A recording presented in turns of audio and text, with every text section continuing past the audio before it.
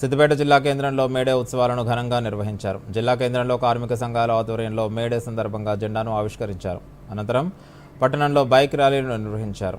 ఈ సందర్భంగా సిద్దిపేట జిల్లా సిపిఐ జిల్లా కార్యదర్శి మండా పవన్, సిఐటియు జిల్లా కార్యదర్శి కృష్ణాపురం లక్ష్మణ్ మాట్లాడుతూ ప్రపంచవ్యాప్తంగా కార్మికులు ఈరోజు మేడేను జరుపుకుంటున్నారని అన్నారు.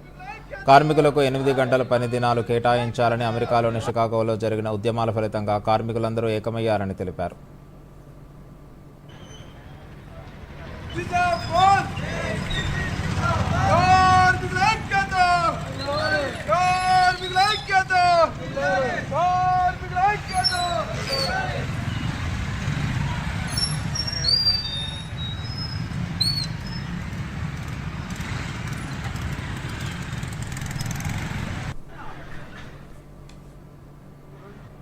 ప్రపంచ కార్మికులారా ఏకంగాండి అనే నినాదంతో ఏకం కావాలని కూడా తెలియజేస్తా ఉన్నాను.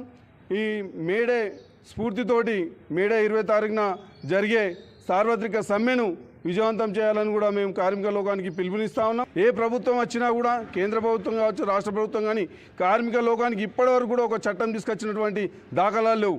ఒక పండుగ అంటే ఒక ప్రాంతానికో, ఒక పట్టణానికో, ఒక దేశానికో, ఒక రాష్ట్రానికో ఉంటుంది. కావని యావత్తు ఈ ప్రపంచంలో గర్వించదగ్గటువంటి పండుగ ఏదైనా ఉందంటే అది ప్రపంచవ్యాప్తంగా ఘనంగా